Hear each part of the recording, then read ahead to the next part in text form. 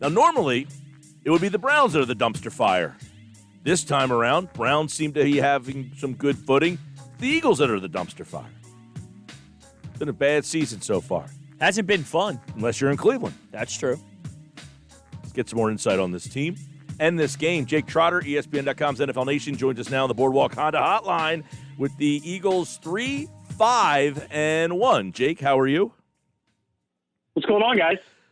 Well, it's been a miserable season here. We know what it's like to be out in Cleveland and covering a bad football team, but that's not the case this year. Things have turned around out there all of a sudden. They have turned around, although the Browns got some disconcerting news today, obviously, with Myles Garrett. So it'll be interesting to see how that impacts the game. I think that's going to be a huge edge for the Eagles, just given how poor the Browns have been defensively without Myles Garrett on the field. But overall, I mean, they're 6-3. They have a chance to break the longest playoff drought in the NFL, which is amazingly up to 18 years. You know, it was about 50 degrees outside today, which is not bad for Cleveland in November. So all in all, not bad. You mentioned this morning on Twitter that, got Garrett 9.5 sacks, the rest of the team only 12.5 sacks. So, losing a player of that magnitude, does it really swing the potential of this game? Like, in other words, if Garrett played, the Eagles have been terrible on the offensive line. A lot of that is because of injuries. But, like, Garrett not being there, do you think that legitimately changes the potential for the outcome of this game? Yes, I picked the Browns to win. I think if I had to pick it over again, I might pick the Eagles. And pick the Browns to win, but if you knew this, you may have changed your pick. Yeah, and you have to look at the game against the Raiders, which the Browns lost 16-6. And in that game, Myles Garrett was a little bit banged up going into it, and then he injured his leg and basically could only play on third down in that game from about the second quarter on. And yeah, the Raiders scored 16 points, which doesn't sound like a lot, but 16 points in like Sharknado weather is pretty good. The weather was one of the worst weather games I've ever seen in person. And so the Raiders were able to do whatever they wanted to do that game offensively because the Browns, outside Myles Garrett and to a lesser degree Denzel Ward, they do not have a lot defensively. The defensive line is okay outside Myles Garrett, but it's not great. They don't really have another pass rusher you have to be overly concerned about. The linebacking core, has been mediocre. The safety position has been a total mess all year, and they have one, above average corner in Denzel Ward. So if you're an offense struggling, looking to get on track, the Browns defense without Myles Garrett, pending the weather, and again, it's supposed to rain on Sunday yet again, that's, I think, an opportunity for the Eagles and Carson Wentz to kind of rediscover themselves.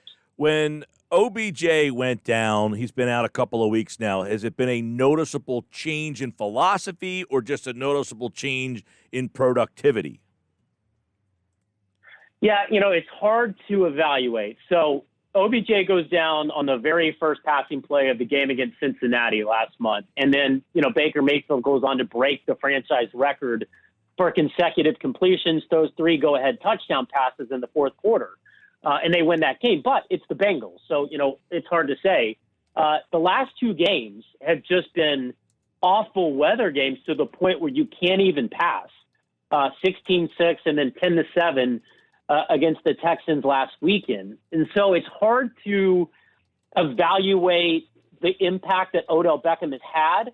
I think the biggest impact that he's going to have on this offense going forward is not so much in the playmaking, the individual playmaking that he brings to the table, but maybe more so the way that defenses play the Browns, because they're going to try to run the ball. And when you have Odell Beckham out there, you just have to account for that as a secondary. And as good as Jarvis Landry is, I think teams are going to dare the Browns to try to beat them through the air with Baker Mayfield.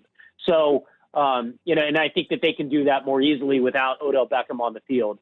So I think the challenge is going to be, can the Browns still run the ball as effectively as they've been able to with Nick Chubb and Kareem Hunt without Odell Beckham commanding so much attention from opposing defenses. But again, just the way the weather has been in Cleveland these last 2 games, it's hard to really evaluate the impact of not having him out there, because with or without him, you're not throwing the ball these last 2 games very effectively.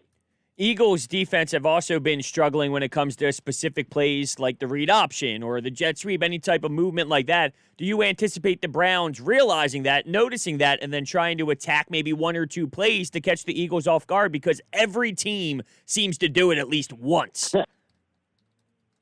Yeah, well, I mean, Stefanski, the head coach and often, also the play caller, he's been very creative about some of his play designs, and he is not afraid to take chances. So even though, Baker Mayfield is not Kyler Murray, if they feel like there's an opportunity there, they will be aggressive. And yeah, even though this is a running team, and they've played a couple of really boring games these last 2 weeks, they've dialed up, double reverse wide receiver passes. I mean, they will run some trick plays. So,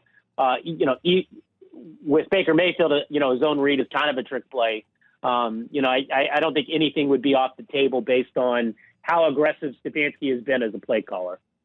This week it's been a big Wentz the problem, Peterson's a problem.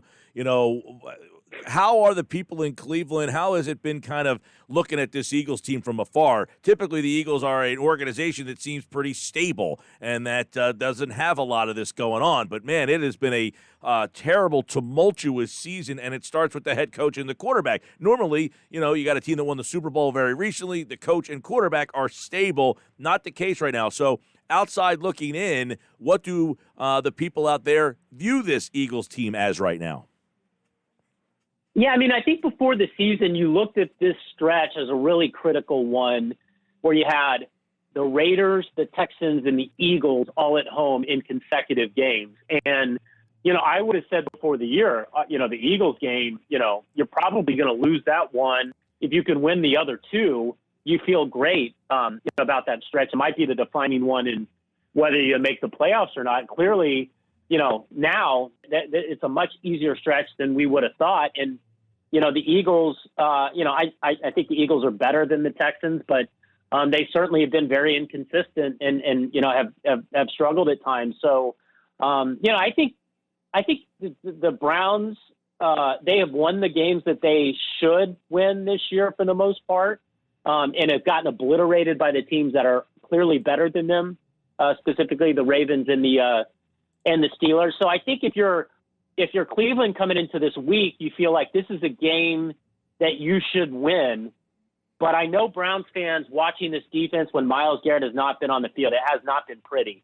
And I mean, I've even posited the question, like, where would this defense be if they didn't have Myles Garrett and Denzel Ward? I think we're talking about the worst defense in the NFL. They're going to be missing one half of that equation in Myles. So I think it's going to be a tough game. And this might be the game when you look back on this Browns season and either they don't make the playoffs or they do. This could be the game that could be kind of make or break in that sense because, Jacksonville, you should beat Jacksonville. The New York teams, you should beat them. But if you don't beat the Eagles in the season they're having, that could be the difference in not making the playoffs here as tight as the AFC wild card is. So it's a huge game for Cleveland, but I don't think it's one where Browns fans go into this thinking that it's going to be an automatic victory by any stretch, especially now that Myles Garrett's not going to play. Yeah, you definitely highlighted Garrett's impact very well, but I do want to ask you this. Where do you think the Eagles can succeed the most when it comes to their offense against the Browns defensively? I mean, you can run the ball in this team.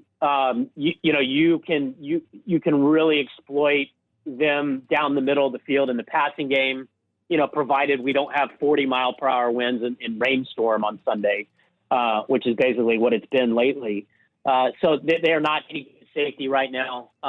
So there are some opportunities down the field, and then, offensively, if you can get to Baker Mayfield, then you've got a chance. But before you can do that, you've got to stop the running game. So I would expect, Philadelphia to, really stack the box, and particularly if the weather is poor again and force Baker Mayfield to beat them. On the other side of the ball, I mean, if you can get, Sanders going in the running game and get some shots downfield, I mean, there is some opportunity there. I mean, we saw Joe Burrow move the ball at will against this Browns defense when they had a healthy Myles Garrett. So, they are not very good defensively when they don't have the best pass rusher right now in the game, and that's the benefit that Philadelphia is going to have. We'll leave you with this. Jake Trotter covers the Browns, ESPN, NFL Nation, and both teams have had some COVID issues, and obviously Garrett, a big one, but it's happened kind of all week. Is he the only player that will not be a part of this game from a Cleveland standpoint because of COVID? No, the Browns are going to be missing their starting fullback, Andy Janovich, who was placed on the COVID reserve list on Monday. Chris Hubbard, who's kind of their sixth man on the offensive line, was placed on the list last week, but he will not be back as well. So the Browns will be kind of thin on the offensive line after their starting five. And then, speaking of the offensive line, they expect to get Jack Conklin, their right tackle, and Cody Parkey, their kicker.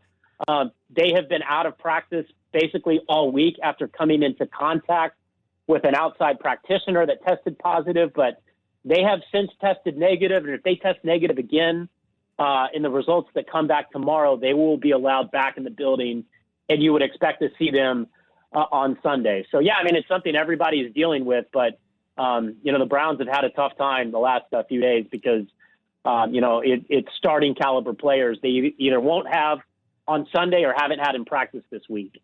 Well, it looks like the Eagles will be without J.J. Arcega-Whiteside, so there's that. But, no, Jake Trotter, who covers the Browns, ESPN, NFL Nation, and, of course, he, like all guests, appeared via the Boardwalk Honda hotline. You can listen to the game right here, Eagles and Browns, 1 o'clock with Mel Reese and Mike Quick.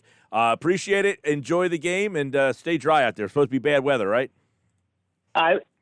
It is. I will do my best. Thanks, guys. See ya. Appreciate it. Jake Trotter, like all guests, appeared via the Boardwalk Honda hotline.